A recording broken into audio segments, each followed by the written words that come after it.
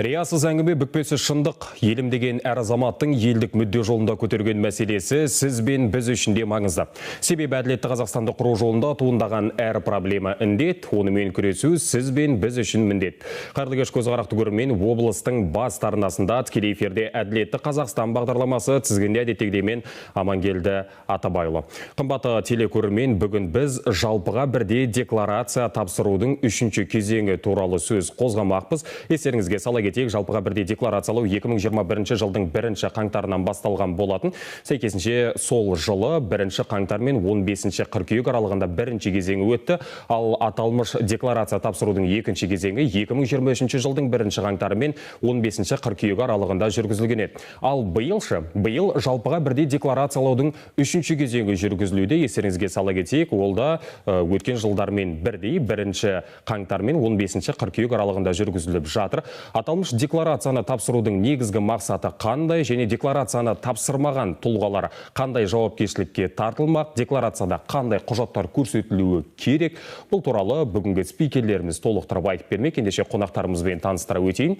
Менің оң жақ қанатымда Ақтөбе қаласы бойынша мемлекеттік кірістер басқармасының бас маманы Қоғабаева Роза Айдынғалиқызы және Ақтөбе қаласы бойынша мемлекеттік кірістер басқармасының бас маманы, тура сондай маман Бірмағамбетова Гүлім Есенғұлқызы арнайы қонаққа келіп отыр. Қайырлы кеш, қош келдіңіздер. Қайырлы кеш, қош көрдік. Арнайы уақыттарыңызды бөліп келгендеріңізге ризашылығымызды білдіреміз. Бүгінгі тақырыпты өте актуалды деп білеміз. Себебі жалпыға бірдей декларациялау бір емес, міне 4 жыл қатарынан жүріп келе жатса да, әлі күнге дейін оны не үшін тапсыру керек, оның басты мақсаты қандай, өткен жылдармен салыстырғанда басты айырмашылығы не деген сұрақтарды көпшілігі біле бермейді. Аталмыш сауалдарға бүгін өздеріңізбен жауап іздемекпіз. Және қымбатты телекөрермен, біз әдеттегідей тікелей эфирде жұмыс жасайтынымызды естеріңізге сала кетейік. Тақырыпқа қатысты студия спикерлеріне қояр сауалдарыңыз болса, 22 11 55 телефон номері арнайы сіздер үшін қызмет етеді. Қала коды 7132. Біз сіздердің қоңырауларыңызды күтеміз және міндетті түрде қабылдайтын боламыз. Қоңырау шалыңыздар, біз байланыстамыз. Көрермендерімізден қоңырау келіп түскенше алғашқы сөз кезегін Гүлім ханым өзіңізге бергім келіп отыр. Біз декларациядан бұрын ең алдымен осы бағытта қарайтын, бақылауда ұстайтын мемлекеттік кірістер басқармасы нендей бағыттағы жұмыстармен айналысатындығына көз жүгіртейікші. Айта өтсеңіз. Жақсы, рахмет. Бүгінгі эфирге шақырғандарыңыз үшін көп рахмет. Келгеніңізге рахмет. Негізі жалпыға бірдей декларация бұл ауқымды тақырып қой. Қазір бізде Ақтөбе қалалық кірістер басқармасы негізі салық бойынша қызметтер көрсетіледі және жеке тұлғаның банкроттығы одан кейін жалпыға бірдей декларация қызметтерін айналысады көрсетумен. Биыл жалпыға бірдей декларацияның 3-ші кезеңі жүріп жатыр. Өткен жылдармен салыстырғанда қандай айырмашылық бар және жалпы декларацияны тапсырудың мақсаты не болып отыр бұнда? Әрине, әр жыл өткен сайын бізде декларанттардың саны көбеюіне байланысты әрине кішкене қиындықтар болады. Бұл декларацияны енгізудегі негізгі мақсат жеке тұлғалардың кірістерін бақылаудың тиімді механизмін қалыптастыру, салықтық бақылаудың айқындығы, одан кейін бізде жаңағы сыбайлас жемқорлыққа қарсы күрес, көлеңкелі экономиканы төмендету мақсатында осы жалпыға бірдей декларация 2021 жылы енгізілген болатын. Онда қателеспесем 250 нөмірді құжаттар, және 270 тапсырылуы керек қатарынан. Бірақ әлі күнге дейін 250-ді тапсырмай келе жатқан адамдардың қатары бар ма? Қазіргі кезде олардың саны қаншаға жетіп отыр? Негізі бізде енді жыл өткен сайын бізде декларация табыстамай жатқан адамдардың саны бар. Жеткілікті, бұл айтқан кезде 250 нысан бойынша мысалы активтер мен міндеттемелер туралы декларацияны қазіргі таңда негізі 69 мың адам тапсыруға міндеттелген еді. Ал қазір бізде оның 27 мыңдай адамы декларация табыстамай отыр. Ал енді 270-ші табыстар мен мүліктер туралы декларацияны бізде осы жылға жоспар бойынша 72.600 адам табыстауға міндеттелді. Оның қазіргі таңда бізде 13 мың адам әлі де табыстамады декларацияны. Декларацияны тапсыру 2021 жылдан бері қолға алынып келе жатыр ғой. Ең алғашқы кезеңінде кімдер тапсыруы керек еді, кімдер міндеттелді? Екінші кезеңіші және үшінші кезеңінің бас айырмашылығы қандай? Кімдер тапсыру керек қазірдің өзінде мысалы? Жақсы, енді әр неге тоқталып кетейін. Жаңа айтқандай Қазақстан Республикасына 2021 жылы осы жалпыға бірдей декларация туралы заң қабылданып, ол 4 кезеңге бөлінген болатын этабымен. Бізде ең бірінші этап 21 жылы бұл мемлекеттік қызметкерлер, жаңа правоохранитель органның мемлекеттік қызметкерлері өздеріне және жолдастарына 250 нысандағы декларацияны табыстады. Бұл бізде 250 декларация, бұл алғашқы, яғни вступительный декларация. Одан кейінгі жылдары мемлекеттік қызметкерлер 270 нысандағы декларацияны табыстауға міндеттеліп кетеді. Сонда бізде 21 жылы жаңағы осы аталған тұлғалар табыстады. Ал енді екінші этапта бізде 2023 жыл екінші этап болған болатын. Ол жерде мемлекеттік және бюджеттік сала қызметкерлері, квазисектор субъектілерінің қызметкерлері өздеріне және жолдастарына 250 нысанда декларацияны табыстады. Ал биылғы міне ағымдағы 24 жылы бізде заңды тұлғаның басшылары, құрылтайшылары, қатысушылары, сонымен қатар дара кәсіпкерлер өздеріне және жолдастарына, жұбайларына 250 нысанда декларацияны табыстауға міндеттелді. Ал қазіргі күннің өзінде қанша адам декларацияны әлі табыстаған жоқ? Мейлі ол 250 нысан болсын, мейлі 270 болсын, жалпылама саны қанша? Жалпылама алған кезде бізде қазір бір 40 мыңға жуық адам декларация табыстамай отыр. Әлі күнге дейін, иә? Әлі күнге дейін. Ал оның басты себебі неде? Себебіне үңіліп көрдіңіздер ме? Роза ханым. Енді басты себебі жаңағы адамдардың әлі уақыт бар деп жүреді көбі, асықпайды, ондай да болады. Сол сияқты кейбіреулер тапсырғанын ұмытып кетеді. Сосын біздер жаңағы сообщение жіберіп, оларға айтқаннан кейін барып, болады сондай жаңағы. Иә, келіп тапсырамыз деген жағдайлар да болады. Әлі күнге дейін халық арасында мынадай нәрсе бар. Мен әу басында 250-ді тапсырдым ғой, демек болды деген сияқты. Бірақ 250-ді тапсырған адам тұлға міндетті түрде 270-те тапсыру керек қой, оған қоса. Мысалы, биыл міне 24 жыл 250-ді табыстадыңыз ба? Келесі 2025 жылы 270-ші декларацияны табыстауға міндеттеліп кетесіз. Яғни бізде бұл енді өмір бойы тапсырылатын декларация ғой, былай айтқан кезде. 250 бір-ақ рет қана тапсырылады. Одан кейінгі жылдары жыл сайын тұрақты 270-ші декларацияны табыстап отырамыз. Енді Роза ханым, біз нысандық атаумен айтып жатырмыз ғой, 250, 270 деген сияқты. Мұны енді мемлекеттік кірістер басқармасындағы сіздер өте жақсы түсінулеріңіз мүмкін, бірақ қарапайым халыққа ол түсініксіздеу болып жатады. Сондықтан бастысы декларацияны тапсырған кезде қандай ақпараттар көрсетілуі тиіс? Соған тоқтала кетіңізші. Иә, биыл үшінші кезең болып жатыр. Осы үшінші кезең бойынша заңды тұлғалар мен жаңағы құрылтайшылар, қатысушылар, сонымен қатар дара тұлғалар, олар жұбайлармен тапсырады. Сонымен қатар бұл декларацияда нені көрсетеді? Бұл декларацияда жаңағы ең бірінші қолма-қол ақшаны көрсетеді. Қолма-қол ақша егерде болған жағдайда. Оның бірінші жаңағы, екінші жаңағы нелер болса, Қазақстаннан тыс жерде мүлкі болса, Қазақстаннан тыс жерде жаңағы машинасы болса, көлігі болса, сонымен қатар Қазақстаннан тыс жерде банкте ақшалары болса, олар көрсетеді. Сонымен қатар бұнда жаңа авторлық құқықтары болса, Қазақстанда болсын. Сонымен қатар мысалы бере жақ ала жағы болса адамдардың, онда жаңағы нотариалдық түрде заверені болу керек, соны көрсете алады. Негізі шетелдегі мүлкі жылжымалы болу керек пе, әлде жылжымайтын? Әлде бәрі бір ма? Барлығын бірде көрсете ма? Жылжымалы дегенде енді мысалы шетелде пәтері болса, шетелде машинасы, көлігі болса, барлығын бірде көрсетуі керек, жылжымайтын екеуі де көрсетіледі. Ал декларацияны тапсырмаған адам қандай жауапкершілікке тартылады? Бірінші тапсырмаса, оған ескерту беріледі. Одан кейінгі бір жыл өткеннен кейін аралығында тапсырмаса, онда 15 МРП айыппұл төлейді. 250 нысанда әу басында тапсыру керек болды ғой, 2021 жылдан бастап, қолға алынған сәттен бастап, қателеспесем, 250 ғой тапсырылу керек болғаны. Ол енді бір жыл қатарынан тапсырылмай келді делік. 2022-2023 кезеңде екінші кезеңі жүріп бастады. 2023 жылы, осы жылы оларға айыппұл салынып бастай ма, егер осы 2 жыл аралығында тапсырмаса, 2021 мен 2022-де? Иә. Мысалы, міне 2022 жылы декларациясын 250 тапсырды, уақытынан кешіктіріп, 23 жылы тағы да кешіктіріп қателік заңды бұзған болса, біз уже штраф төлетеміз. 15 айлық есептік көрсеткіш көлемінде ол айыппұл төлейді.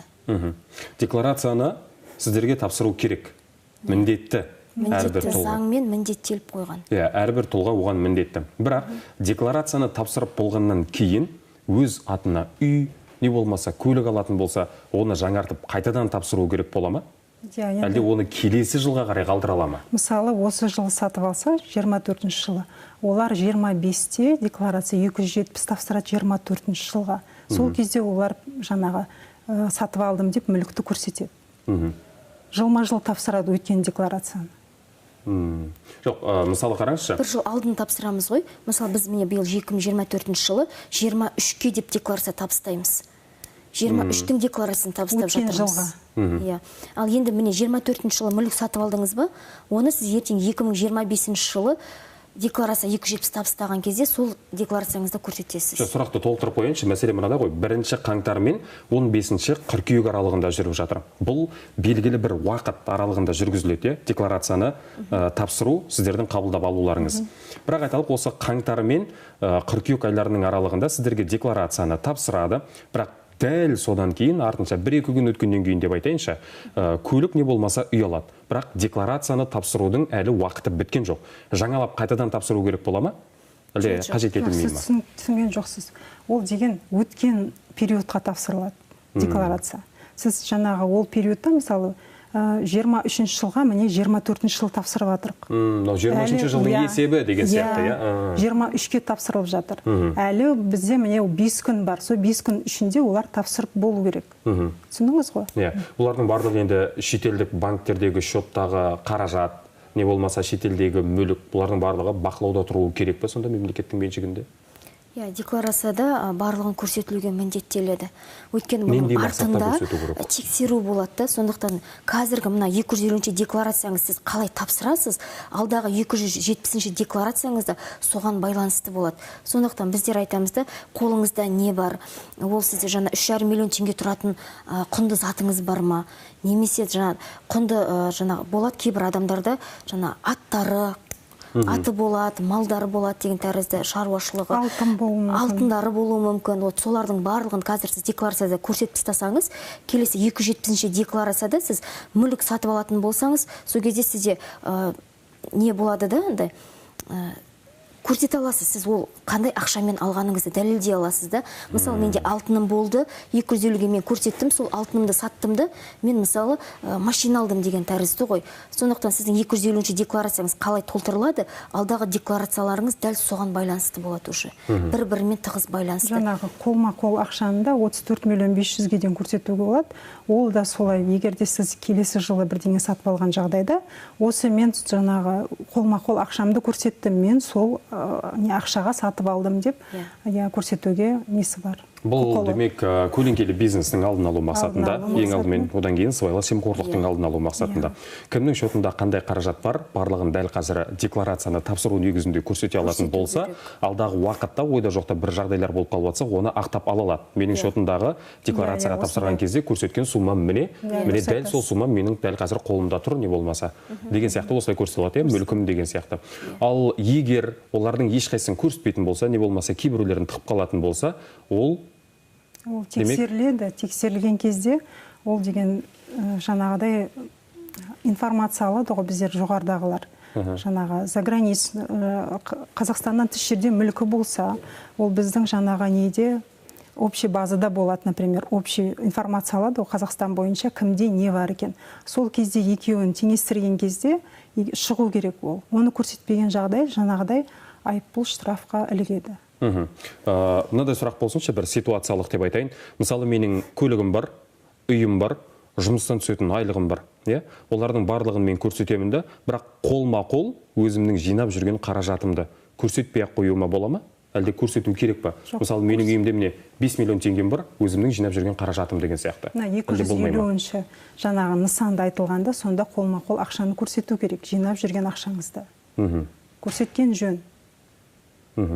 Ал егер өзінің қызметін сатып, табысын табатын адамдар болсашы, ешқандай шотқа қаражат түспейді.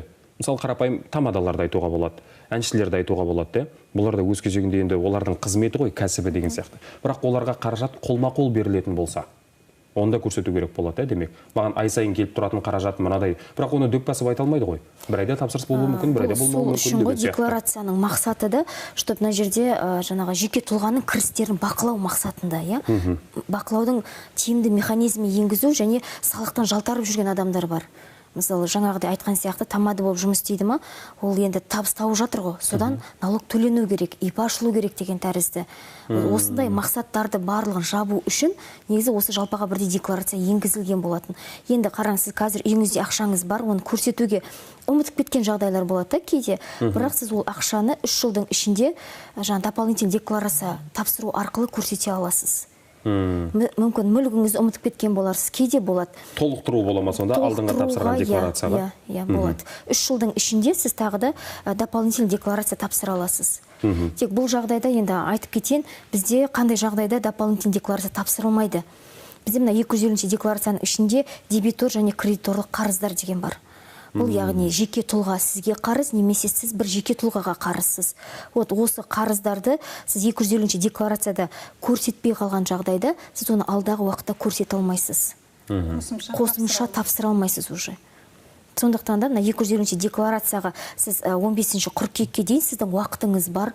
Кейбір адамдарда болады, қарызы бар, бір-бірінің арасында жаңағы жақынымыз ғой дейді, просто расписка бере салады. Ол енді үлкен сума болатын болса, оны нотариуске барып, куәландырып, соны декларацияға кіргізу керек. Өйткені ол алдағы уақытта сізге келетін қосымша табысыңыз. Сіз ол табыстан алдағы уақытта бірдеңе сатып аласыз, жұмсайсыз былай айтқан кезде. Мүлік сатып алатын болсаңыз, бізде 270 декларацияда сұрайды да, сіз бұл ақшаны үй сатып алдым деп көрсетесіз ғой декларацияға. Сол жерде сұрайды, сіз ол ақшаны қайдан алдыңыз? Демек, сырттан келетін қарызды да біз көрсетуге міндетті боламыз ба? Көрсету керек сіздерге. Қарызыңыз болса, көрсетесіз. Оны жаңағыда айтқандай нотариуске барып бекіттіріп алу керек. Нотариально надо заверить, бұл айтқан кезде. Сол кезде барып біз декларация көрсете аламыз. Ал енді қазір 250-де ғана 15 сентябрьге дейін уақыттары бар көрсетуге, ал одан кейінгі уақытта сіз оны уже көрсете алмайсыз. Декларацияны тапсыру жеке тұлғаларға болсын, мемлекеттік қызметшілерге, жеке кәсіпкерлерге, жалпы кез келген адамға бұл декларацияны тапсыру көлеңкелі бизнестің не болмаса сыбайлас жемқорлықтың алдын алуына кепілдік бере ала ма деген сұрақ туындайды. Енді сол мақсатта енгізілген декларация ғой, негізгі мақсаты сол. Қазір бізде енді поэтапны келе жатыр да, ертең 25 жылы барлық Қазақстан болып тапсырылғаннан кейін бізде бұл декларациялардың барлығын тексеру, камеральный контроль деп айтады бізде енді. Тексеру жүргізіледі. Мысалы, сіз депозитіңіздегі ақшаңыз болды ма, бізде депозитарий деген бар, сол жаққа запрос жіберіп, сол арқылы бір-бірімен сопоставить етеміз ғой енді. Тексереміз. Сол жерде мысалы ауытқушылық шықса, бізге ескерту береміз, оны сіз дополнительный тапсыруыңызға болады, қосымша көрсетуге. Ал сізге берілген определен уақыттың ішінде, мысалы бір айдың ішінде сіз ол хабарламаны орындамайтын болсаңыз, онда әрі қарата уже шарасы қолданылатын болады. Бірақ әлі күнге дейін халық арасында түсініспеушілік болып жатыр. Оның басты себебі мынада біз мана тілге тиек ете өткен асабалар болсын, тамадалар, әншілері болсын, жалдамалы, не болмаса тойларда әртүрлі қызметті көрсететін өнерпаздар болсын, олар былай дейді: мен жеке кәсіпкер ретінде тіркелгім келмейді. Неге? Себебі басты себеп, мен әлі бұны нақты қолыма алған жоқпын. Маған тапсырыс қай уақытта болады, мен сол уақытта ғана тек тапсырысты орындауға кірсем дейді. Бұл 2 айда бір болуы мүмкін, жарты жылда бір болуы мүмкін. Сондықтан жеке кәсіпкер ретінде тіркелу маған айтарлықтай ауырлық етеді деп айтып жатады. Бірақ сонда да олар тіркелуге міндетті бола ма? Және оларға келетін түсім міндетті түрде бақылауда болуы тиіс, демек. Қазірде мынандай ғой, енді мобильдік переводтарды тексеру деген қазір қолға алынып жатыр ғой. 100 переводтан 3 ай қатарынан жаңағы сізге ақша түссе, онда міндетті түрде сізге бірінші банк ескертеді, одан кейін бізде уже күдікті ретінде, шамамен. Күдікті ретінде сізде мысалы міне мына айда 100 переводтан асып кетті деген сияқты, күдікті адам ретінде көрініп тұрсыз деген сияқты. Сол кезде жаңағы асабаларға желательно ИП ретінде тіркелу керек. Енді мен жаңа айтып жатырсыз ғой, маған қиындық тудырады деген тәрізді. Бұл ИП болып тіркелдіңіз ба, ол жерде ай сайын сіздің доход көрсетіп отыру деген міндетті емес. Сіз бір айда мысалы доходыңыз түсті ма, мысалы упрощенкамен айтайын, ол жақта сіз жылына 2 рет қана отчет тапсырасыз. Сіз 6 айдың ішінде қандай доходыңыз болды, соны ғана көрсетесіз. Мысалы 6 айдың ішінде 1 айда ғана сізде доходыңыз түссе, сіз отчетқа только сол 1 айдың ғана доходын көрсетесіз. Сондықтан бұл жерде ИП ашу кезінде ешқандай қиындық жоқ негізі. Жоқ, мына жеке кәсіпкерлердің арасында подоходный деген бар ғой, олардың барлығын төлеу керек болады деген сияқты. Доходы болса ғана төлейді. Соған қиналатындар бар ғой негізінен. Маған келетін түсімі болса ғана төлейді. Түсімнің салығын мен төлеуге қауқарсызбын деген сияқты адамдар болады мысалы. Оларға айтарлықтай қиындық туғызып жатса керек, себебі жалпыға бірдей декларациялауға қарсы болып жататын басым көпшілігі негізі солар. Ендеше мына бір сұраққа тоқталайық. Жалпыға бірдей декларациялауды қалай тапсыру керек? Не болмаса немен? Онлайн, офлайн, қандай платформа, сайтпен жүзеге асады? Біздің өзіміздің неміз бар, онлайн е-салық азамат деген приложениеміз бар, мобильный қосымшаға. Оны жаңағы жүктеп аласыздар, сол жақтан тапсыруға болады. Сонымен қатар қазір осы жылы 250-ді жаңағы Каспий мобильный қосымшамен және Халықтың банктың мобильный қосымшаларымен тапсыруға болады. Сонымен қатар салық кабинетінен де тапсыруға болады. Офлайн тапсыруға бола ма? Сіздердің мекемелеріңізге барып? Бізге барып, бізге келіп тапсыруға болады. Онда да біз сол жаңағы телефон арқылы көмектесеміз адамдарға. ЭЦБ кілтпен де келіп тапсыруға болады. Алғашқысында тапсырмаса, міндетті түрде ескерту беріледі дедіңіз. Бірінші ретке, екінші ретке айыппұл салынады дедіңіз. Айыппұлдың көлемі қанша, мөлшері? 15 айлық есептік көрсеткіш. 15 айлық есептік көрсеткіш шамамен где-то қазір 17 мыңдай болады. 15 айлық көрсеткіш 51 мыңдай болады, 55 мыңдай болады биыл. 51.750 теңге. 52 мыңдай болады екен, 52 мыңдай болады. Ал бұны тапсырмайтын болса, егер осы көрсетілген 250-270 нысанда ешқайсысын тапсырмаған болса, әлі күнге дейін қазір тапсыру мүмкіндігіне ие ғой? 15-ші қыркүйекке дейін тапсыру керек болады. Кез келген уақытта тапсыра алады. Тапсыра алады, сосын ол жерде 250-ді тапсырады, 270-ді, сосын тапсырғаннан кейін біз оған предупреждение береміз. Өйткені ол уақытылы 250-ші декларацияны тапсырған жоқ, сол үшін. Өкбасында мына жалпыға бірдей декларациялауды барлығы бірдей тапсыруы керек деген заң шығып, барлығын бірдей міндеттеп жатқан кезде, мынадай алып қашпа әңгімелерде тараған болатын. Кәмелет жасқа толмаған балалар мен зейнет жасындағы адамдар декларацияны тапсырудан босатылады деген сияқты. Бұл қазір қалай жүргізіліп жатыр? Әлде ешқайсысы босатылмайтын болды ма? Жоқ, ондай хабар бізде жоқ, ондай шыққан жоқ, әлі ешқандай заң. Келесі жылы барлығымыз қалған осы категория зейнеткерлер, жаңағы үйдегі отырған апаларымыз жұмыс жасамай, 18 жасқа толған балдардың барлығы декларация тапсырылады. 25 жылы 1 қаңтардан бастап. Именно қазіргі момент бойынша бізде ешқандай декларацияда өзгеріс жоқ. Енді келесі жылы мүмкін өзгеріс болып жатса, онда қосымша хабарланады. Ал қазіргі заңдағы требование дейді ғой, сол бойынша ол жақта келесі жылы зейнеткерлерге табыстауға міндеттеліп қойды. Ал енді өзгеріс болып жатқан кезде біз тағы да қосымша хабарлап айтамыз ол жағын. Енді мына жерде кәмелет жасқа толмаған балдардың кейбір балдар тапсырады, соны айтып кету керекті. Ол қай кезде тапсырады, оның егерде шетелде мүлкі болса, кейбір болады ғой балдарына мүлкін жазып қояды. Атына жазып қояды. Ол кезде жаңағы баланың атына декларация табыстауға міндеттеледі. Өйткені оның баланың атында шетелде мүлкі болып тұрды. Именно Қазақстандағы емес, шетелдегі мүліктері болса ғана сол кезде табыстайды декларация. Ал кәмелет жасына толмаған баланың Қазақстанда мүлкі болса атында, мысалы үйі болса деген сияқты, не болмаса депозитте ашып қойған қандай да бір шоты болса, ода шотта белгілі бір мөлшерде қаражаты болса, ол тапсыруға міндеттеле ма? Енді мынандай жағдай ғой, көбісі соны шатастырып жатады. Бізде негізі 250-ші декларацияда только шетелдегі мүліктерді ғана көрсетеміз. Қазақстандағыны көрсетпейміз. Тек оның ішінде Қазақстандағы жаңадан салынып жатқан ЖК-ларда сіздің доляңыз болса ғана 250-ші декларацияда көрсете аласыз. Ал қалған мәліметтің барлығы ол шетелдегі мүлкіңіз, шетелдегі жаңағы көлігіңіз, шетелдегі банктегі ақшаңыз. Ал енді 270-ші декларацияда бізде Қазақстандағы мүліктерді жаңағы мемлекеттік қызметкерлер, правоохранительный қорғау органдарында жұмыс істейтін қызметкерлер ғана Қазақстандағы мүліктерін көрсетеді. Ал қалған тұлғалар көрсетпейді.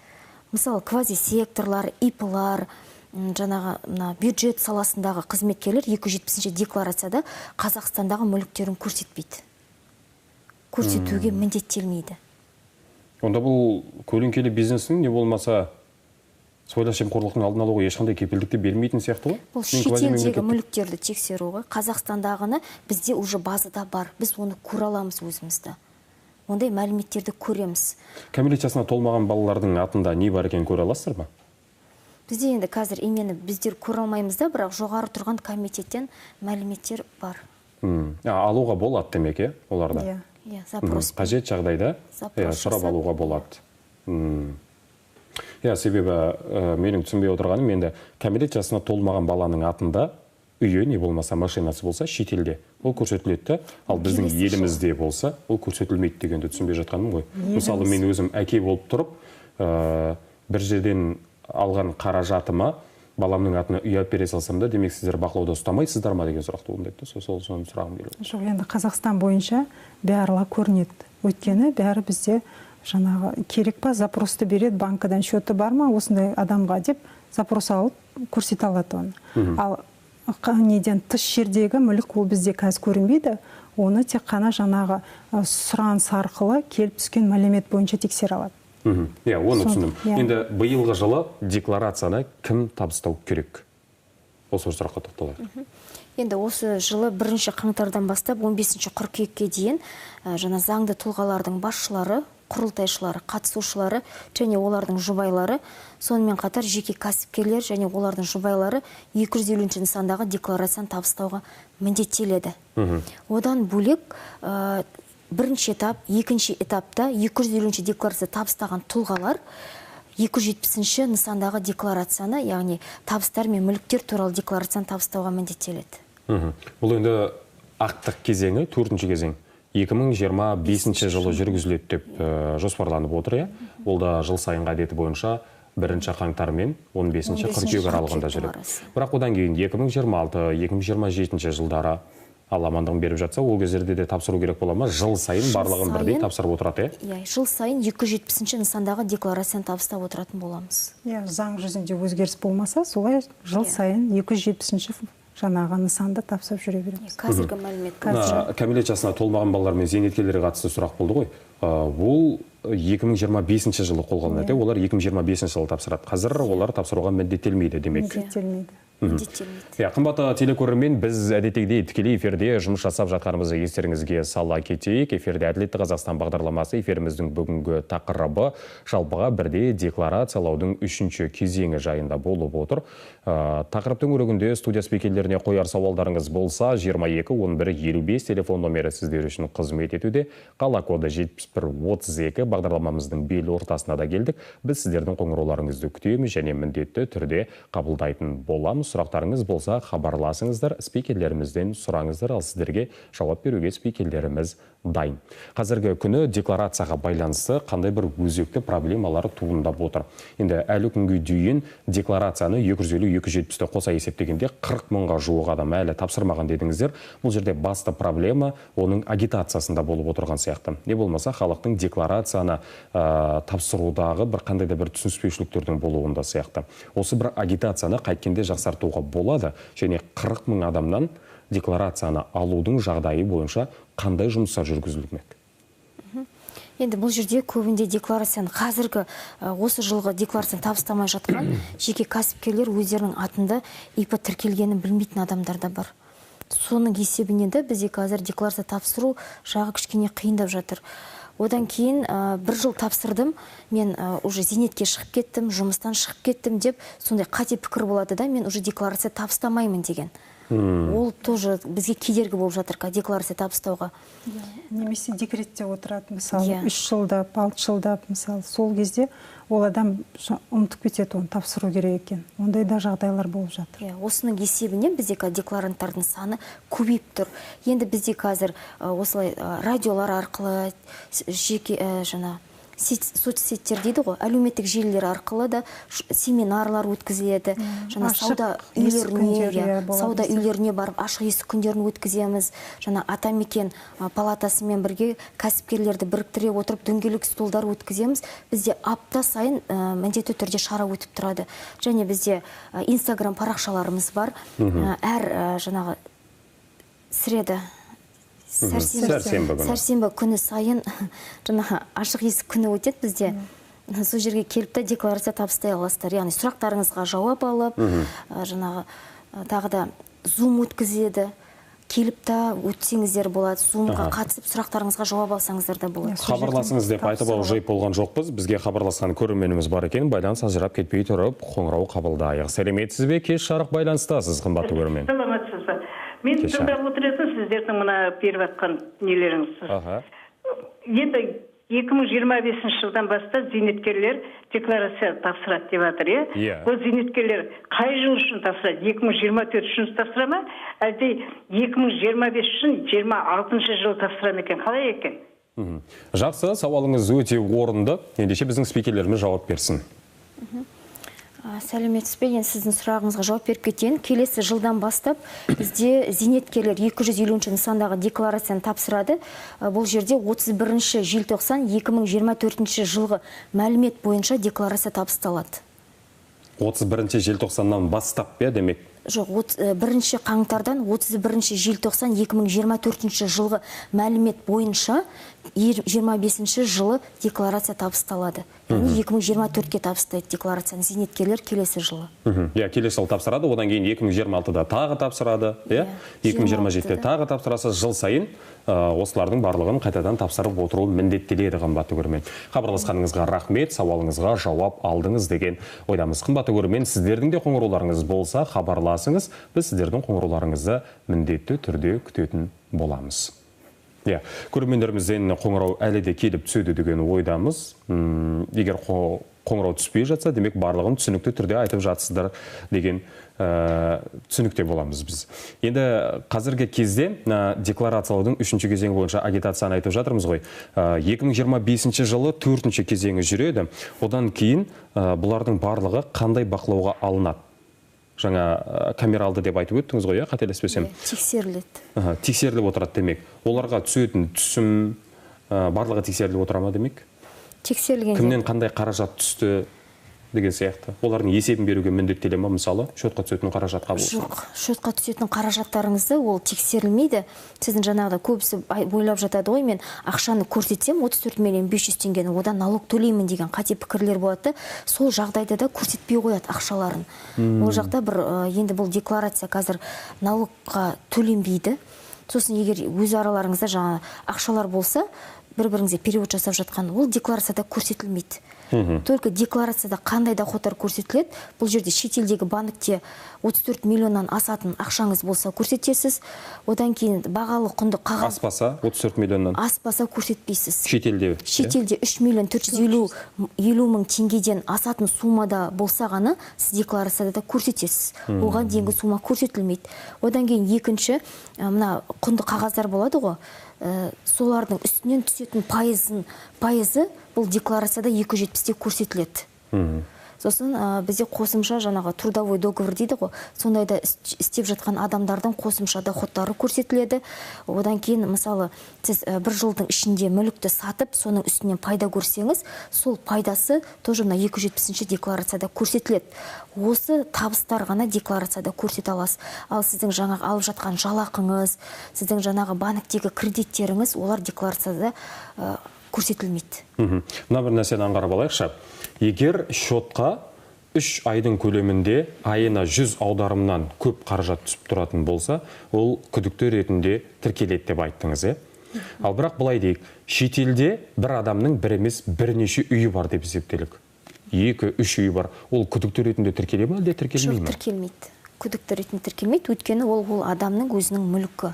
Ол мүлікті қайдан алып жатыр, қандай қаражатқа алып жатыр, қаражат қайдан келіп жатыр? Жоқ, осыған дейінгі алған мүліктері ол тексерілмейді. Ал егер де сіз міне 250 декларацияны тапсырдыңыз, келесі жылы мүлік алатын болсаңыз, шетелден, ол кезде ол жақта сұралады, сіз бұл мүлікті қандай ақшаға алдыңыз деген тәрізді. Ол мүмкін сіздің банковский займмен алуыңыз мүмкін, ол жерде өзіңіздің қолма-қол ақшаңыз болуы мүмкін, немесе жаңағы мүлікті обмен жасау арқылы болуы мүмкін, солай көрсетуге болады. Оған дейінгі мүліктер ол қарастырылмайды.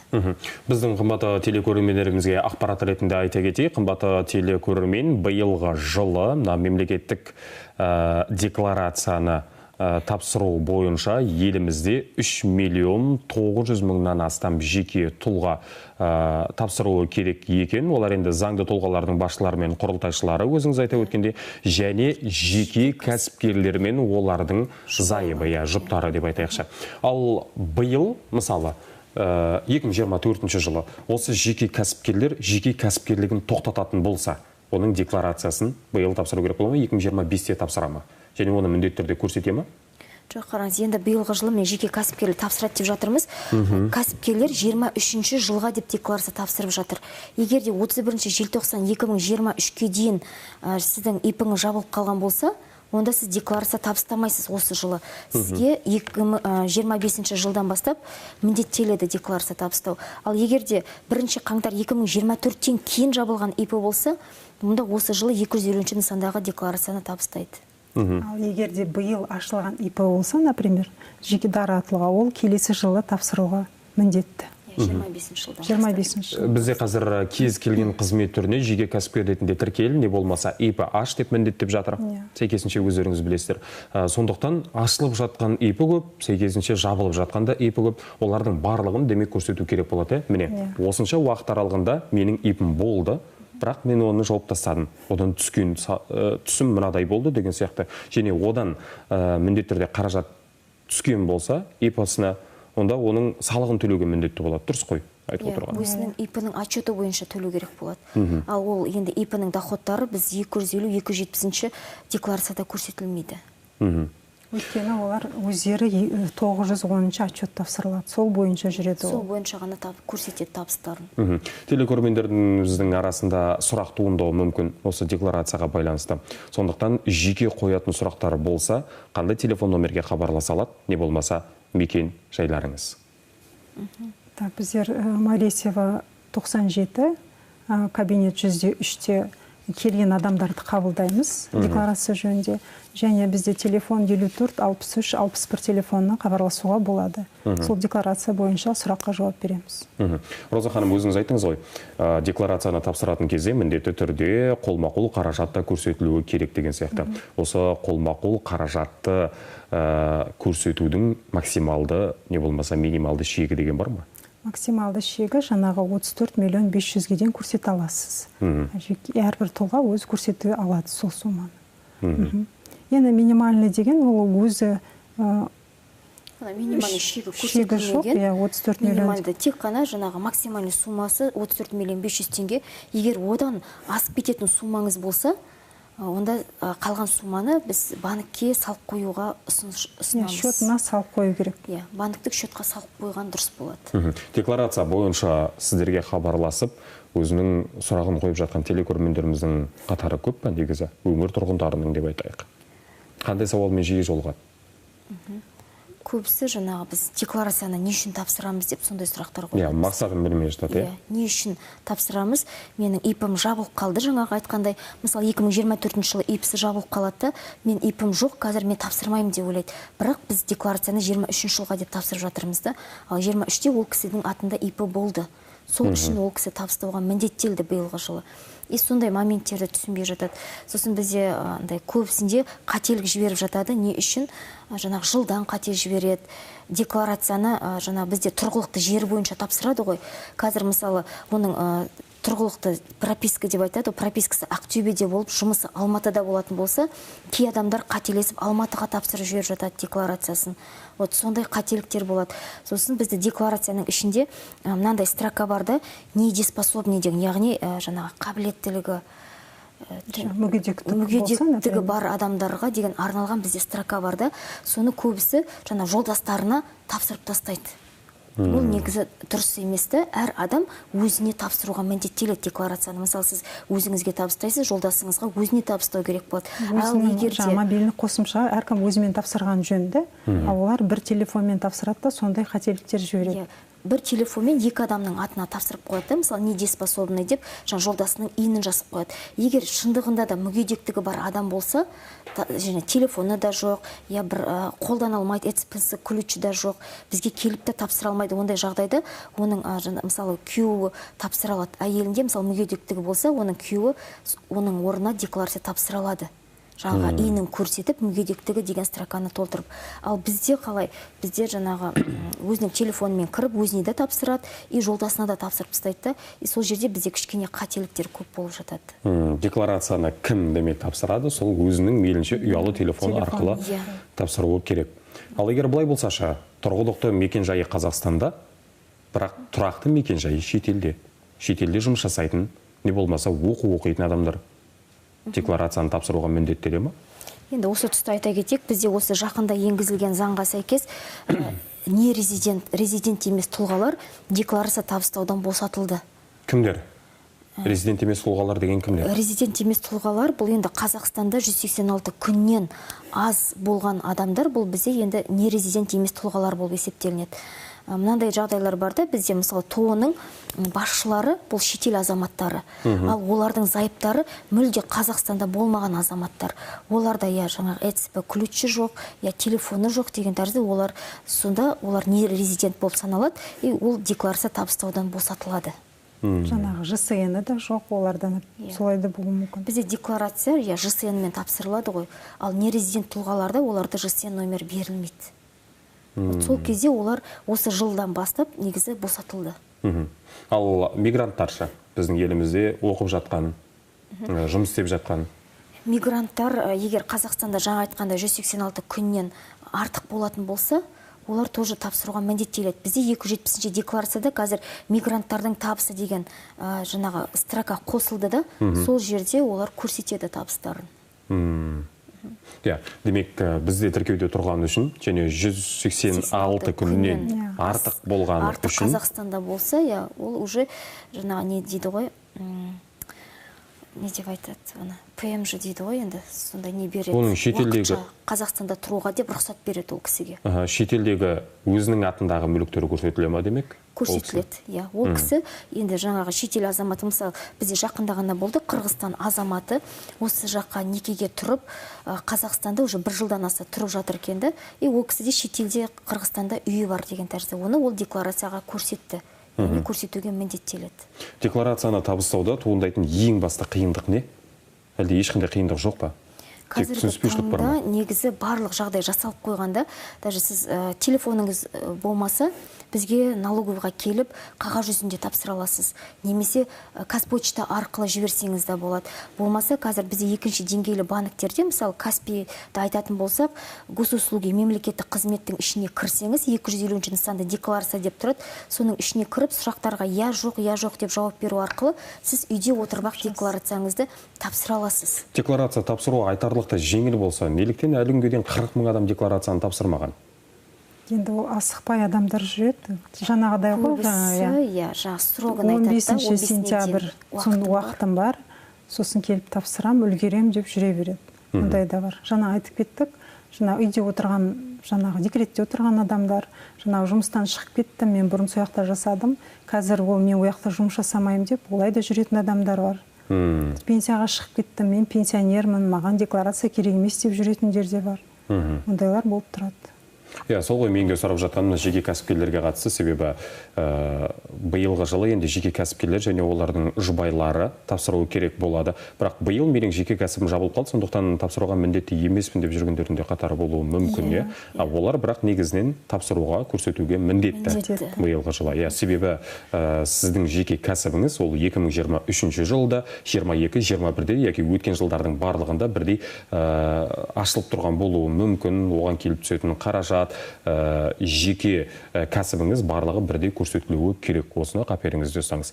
Қымбатты көрермен, хабарласып сұрақтарыңызды қою мүмкіндігі әлі де бар. Сондықтан 22-11-55 телефон номеріне қоңырау шалыңыздар. Қала коды 7132 қоңырауларыңызды күтеміз, және міндетті түрде қабылдаймыз. Енді Роза ханым, Гүлім ханым, айтыңыздаршы, жалпы өңір тұрғындарына не айтар едіңіздер осы декларацияның төңірегінде?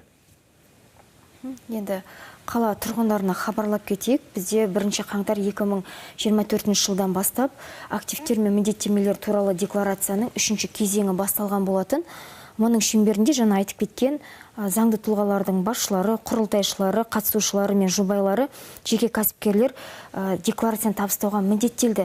Сондықтан да қазір бізде уақыттың аз тығыздығына байланысты декларацияларыңызды налогыға келіп тапсырсаңыздар болады. Немесе е-салық азамат қосымшасы арқылы, немесе екінші деңгейлі банктердің қосымшасы арқылы табыстап тастауларыңызды сұраймыз. Өйткені бізде сіз декларацияңызды қазір тапсыратын адамдардың количествосы Қазақстан бойынша өте көпті.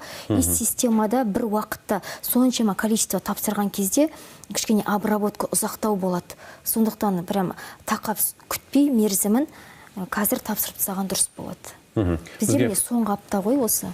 Хабарласқан көрерменіміз бар екен, қоңырау қабылдайық. Кеш жарық, сәлеметсіз бе, байланыстасыз? Саламатсыз ба? Кеш жарық болсын, сұрағыңызды қоя беріңіз. Мен ең бірінші не істеуім керек қазір декларация тапсыру үшін? Декларацияны тапсыру үшін ең бірінші не істеуім керек деген сұрақ па? Иә. Бірінші мұнаға кәсіп неден алам ба? Қаяқтан скачать етіп алам ма? Жақсы, сауалыңыз түсінікті. Қазір сізге барлығын толықтай түсіндіріп өтетін болады. Енді бұл хабарласқан көрерменіміз бағдарламамыздың бел ортасынан қосылып жатса керек. Себебі бұл сұраққа біз бағдарламаның басында жауап беріп өткен едік. Декларацияны тапсыруды неден бастау керек? Бұл жерде бірінші бұл кісіні анықтап алу керек. Биыл ол кісіге декларация тапсыруға міндеттеледі ма? Соны бірінші біліп алу керек та. Бізде қандай нысан тапсыру керек? Қандай нысан екенін біліп алу керек біз бірінші. Қысқадан нұсқа қайтадан шолу жасап өтейік. Егер өз категориясына жататын болса, көрерменіміз өзі аңғарып алады. Жаңағы 250-ші форма декларация нысан бойынша тапсыратын болса, Каспи приложениемен тапсыруға болады жаңағы. Госуслуги 250-ші декларация деп көрініп тұр. Ал егер де жаңағыда 270-ші нысан тапсыратын болсақ, онда оны Play Market'тен е-салық азамат деген приложенияны жүктеп алып, сосын сонымен де тапсыруға болады. Көрерменіміз біздің байланыста болса, қай салада қызмет етеді екен, сол туралы сұрайық. Жақсы, байланыс ажырап кеткен сияқты, шамасы қоңырауды қоя салдау деймін. Себебі қай салада жұмыс жасайтыныңыз өте маңызды. Егер сіз жеке кәсіпкер болсаңыз, онда тапсыруға міндеттелесіз. Биылғы жылы не болмаса мемлекеттік қызметкер болсаңыз, қателеспесем. Тағы бір осы жерде айтып кетейін. Егер де сіз жеке кәсіпкер болсаңыз, 2024 жылы осы жылы 250-ші нысандағы декларацияны тапсырасыз. Ал егер де мемлекеттік қызметте болмаса бюджеттік сферада, квазисекторда жұмыс жасайтын болсаңыз, онда сіз осы жылы 270-ші нысандағы декларацияны тапсыруға міндеттісіз. 250-ді ол жерде көрсетпей қоюға болады ма сонда? 250-ді біз 2023 жыл табыстап кетті. Бюджеттер мен квазисекторлар. Тағы да хабарласқан көрерменіміз бар екен, қоңырау қабылдайық. Кеш жарық, байланыстасыз, қымбатты көрермен. Саламатсыз ба? Сәлеметсіз бе, сұрағыңыз бар ма? Сұрағым бар еді. Мен негізі жеке кәсіпкер ипім бар еді ғой. Мен тек 3 ай ғана жұмыс істеймін, қалған 9 айында жұмыс жасамаймын. Биыл ипімді тоқтатып тастадым мен. Қалған уақытта жұмыс істемеймін ғой, босқа төлемейін деп. Егер де менде енді өткен жылы 23-ші жылы пәтер сатып алғаным бар, 22-ші жылы пәтер сатып алғаным бар. Солардың барлығына тапсыруым керек па? Неден бастауым керек? Жақсы, сауалыңыз түсінікті. Рахмет. Сұраққа мен жауап берейін. Әрине. 250-ші форма тапсырады бұл апай, онда тек қана Қазақстаннан тыс жерде мүлігін көрсетеді. Жаңағыдай үйін көрсетпейді. Қазақстан бойынша. Тек тыс жердегі мүліктерін көрсетеді. Ал біздің елімізде болса, оны көрсетпей қоюға болады. Көрсетпей қоюға болады. Өйткені Қазақстан бойынша бәрі көрінеді. Ал атымда ашылған ИП бойынша шы? Осы жыл ашылған ИП бойынша ма? Оны жақында ғана жауып тастадым деді. апай айтты. Тоқтатып қойдым дейді да, осы моментте өте жақсы сұрақ болды. Біз жаңа айтуды ұмытып кеттік, біз осы моментті. Егер де ипіңіз тоқтап тұрған болса да, сіз декларация табыстауға міндеттісіз. Бізде только декларациядан 31 желтоқсан 2023 жылға дейін жабылған ипылар ғана биылғы декларациядан босатылады. Ал егер ол тоқтап тұрған болсын, ол кісіде доходы болмаған болсын, ол жерде разница жоқ. 250 нысандағы декларацияны тапсыруға міндеттеледі. Өзіне тапсырады және жолдасына тапсырады. Ол кісі биыл тек жаптым дейді да, декларацияны. Значит, ол кісі тапсырады.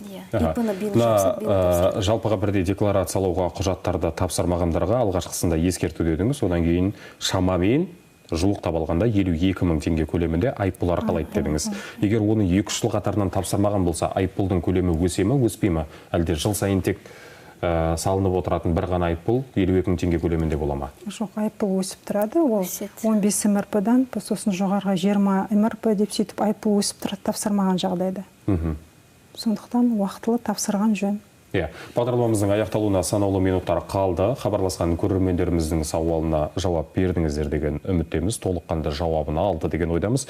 Ендеше соңғы қорытынды сөз кезегі Роза ханым өзіңізден.